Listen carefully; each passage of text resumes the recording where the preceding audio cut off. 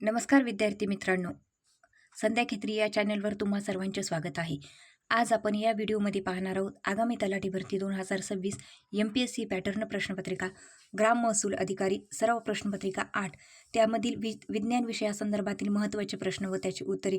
कालच्या व्हिडिओमध्ये आपण 1 ते 15 पर्यंत प्रश्न पाहिले होते. आज आपण 16 ते 30 पर्यंत प्रश्न पाहणार आहोत. तत्पूर्वी तुम्ही जर संध्या खेत्री या चॅनलला नवीन असाल तर या चॅनलला सबस्क्राईब करा, लाईक करा, शेअर करा आणि कमेंट करायला विसरू नका. चला तर पाहूया. प्रश्न क्रमांक 1. मानवी हृदयाचे किती कप्पे असतात? बघा, मानवी हृदयाचे किती कप्पे असतात हा प्रश्न बऱ्याच परीक्षामध्ये विचारण्यात आलेला आहे. तर मानवी हृदय हे माणसाचं 4 कप्प्याचे बनलेलं असतं. त्याच्यामध्ये 2 अलित आणि त्याच्यानंतर 2 काय असतात? निलय असतात. म्हणजेच मानवी हृदय किती कप्प्याचे बनलेले असते? तर 4 कप्प्याचे बनलेले असते. ऑप्शन क्रमांक 3. प्रश्न क्रमांक 17. ध्वनीची तीव्रता मोजण्याचे एकक कोणते?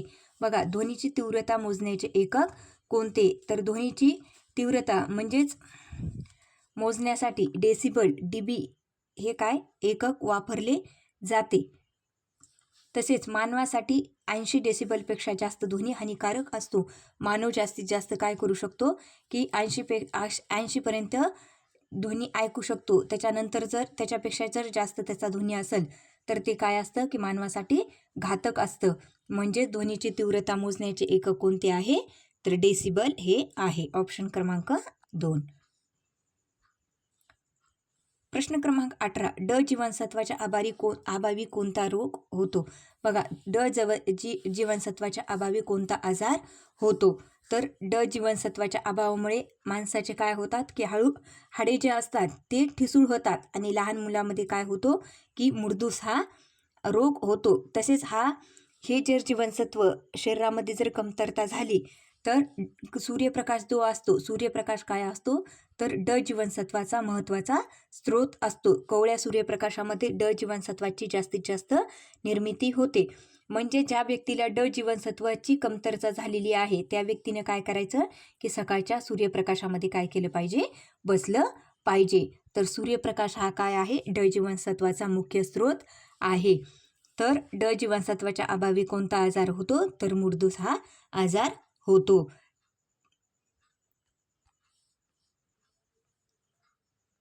प्रश्न क्रमांक 19. दुधाची शुद्धता कोणत्या उपकरणाने मोजतात? बघा, दुधाची शुद्धता कोणत्या उपकरणाने मोजतात? बघा, दुधाची घनता आणि त्यातील पाण्याची भेसळ तपासण्यासाठी काय करतात? लॅक्टोमीटर.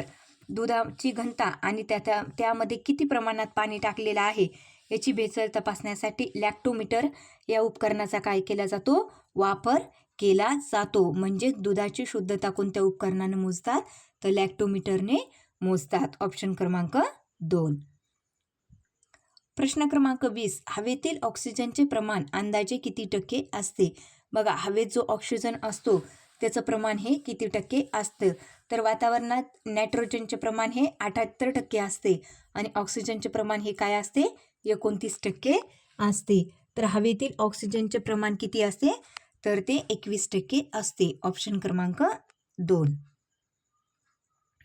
प्रश्न क्रमांक 21. वनस्पतीचे अन्न तयार करण्याचे काम कोठे होते? बघा, वनस्पतीचे अन्न तयार करण्याचे काम कोठे होते? तर वनस्पतीच्या पानामध्ये काय असते? तर हरितद्रव्य असते आणि ज्यांच्या मदतीने सूर्यप्रकाशात प्रकाश संश्लेषण होऊन काय होतं की अन्न तयार केले जाते. बघा, वनस्पतीच्या पानामध्ये हरितद्रव्य असते की ज्यांच्या मदतीने सूर्यप्रकाशामध्ये प्रकाश संश्लेषण होऊन काय होत असतं? अन्न तयार होत असतं. तर वनस्पतीचे अन्न तयार करण्याचे काम कुठे केले जाते? तर ते पानामध्ये केले जाते. ऑप्शन क्रमांक 3 पाने. प्रश्न क्रमांक 22. खालीलपैकी कोणता एक धातू नेहमी द्रव अवस्थेत असतो? बघा, खालीलपैकी असा कोणता धातू आहे की तो नेहमी काय असतो?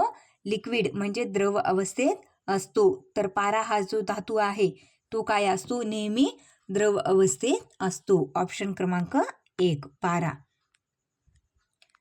तसेच बघा, पारा हा काय आहे की मर्क्युरी हा एकमेव असा धातू आहे की जो कक्षा तापमानाला काय होतं की रूम टेम्परेचर द्रव अवस्थेत आढळतो. याचा वापर काय केला जातो की तापमापीमध्ये होतो. म्हणजेच पारा मर्क्युरी हा एकमेव असा धातू आहे की जो कक्षा तापमानाला काय होतो, द्रव अवस्थेत आढळतो आणि याचा वापर काय करतात, तापमापीमध्ये होतो. प्रश्न क्रमांक 23.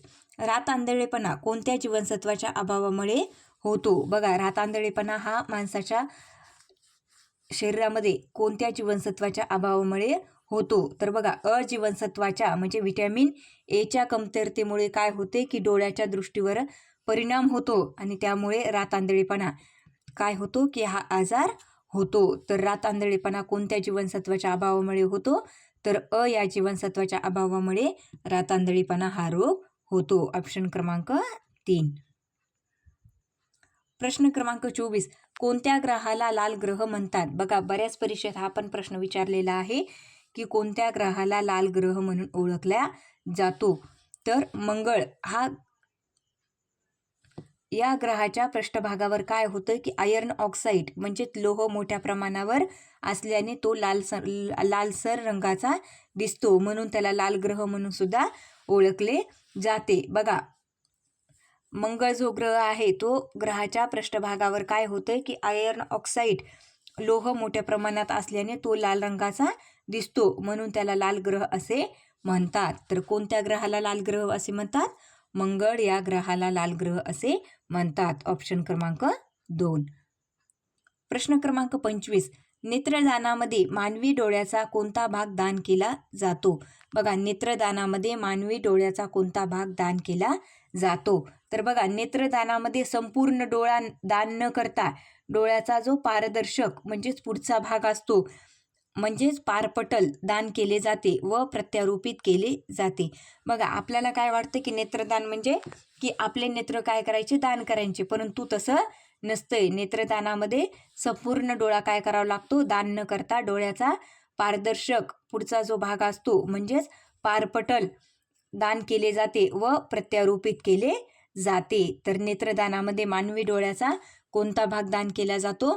तर पारपटल. ऑप्शन क्रमांक 3. प्रश्न क्रमांक 26. लिंबू आणि संत्री यासारख्या आंबट फळामध्ये प्रामुख्याने कोणते जीवनसत्व असते? बघा, लिंबू आणि संत्री यासारख्या आंबट फळामध्ये कोणते जीवनसत्व असते?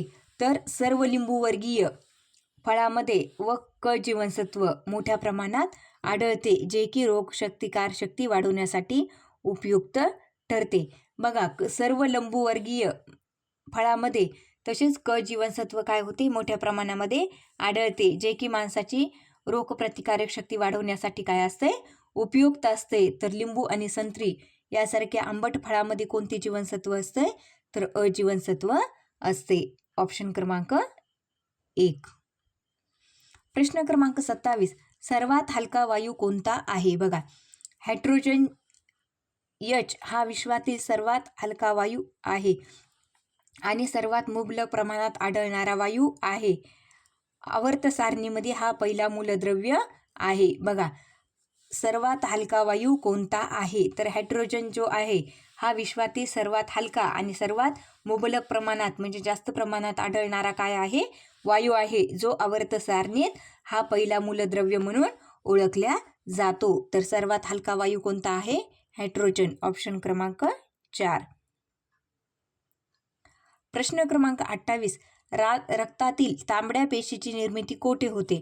बघा, RBCS रक्तातील तांबड्या पेशीची निर्मिती कोठे होते? तर मानवाच्या शरीरामध्ये तांबड्या रक्तपेशीची निर्मिती म्हणजेच RBCSची निर्मिती अस्थिमज्जामध्ये होते आणि ते पेशीचे आयुष्य साधारण किती असते?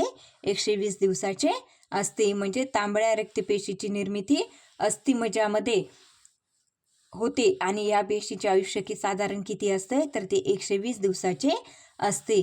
म्हणजेच रक्तातील तांबड्या पेशीची निर्मिती कुठे होते? अस्थिमज्जा. ऑप्शन क्रमांक 4. प्रश्न क्रमांक 29. विजेचा उत्कृष्ट सुवाहक कोणता धातू आहे? बघा, विजेचा उत्कृष्ट सुवाहक कोणता धातू आहे? Best conductor. तर चांदी म्हणजे सिल्वर हा काय आहे, विजेचा आणि उष्णतेचा सर्वात उत्तम वाहक आहे.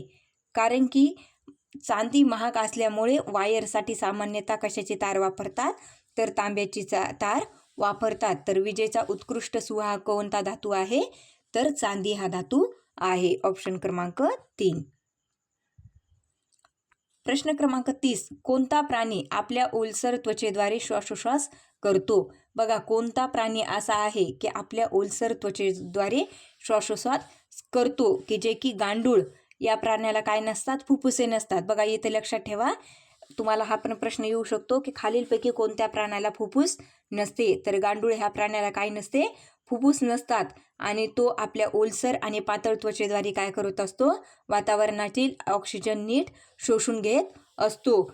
तर कोणता प्राणी आपल्या ओलसर त्वचेद्वारे श्वासोश्वास करतो, तर गांडूळ हा प्राणी काय करत असतो, आपल्या त्वचेद्वारे ओलसर त्वचेद्वारे श्वासोश्वास करत असतो. ऑप्शन क्रमांक 3. अशाच नवनवीन व्हिडिओसाठी विद्यार्थी मित्रांनो, संध्या कित्री या चॅनलला लाईक करा, शेअर करा, सबस्क्राईब करा आणि कमेंट करायला विसरू नका. धन्यवाद.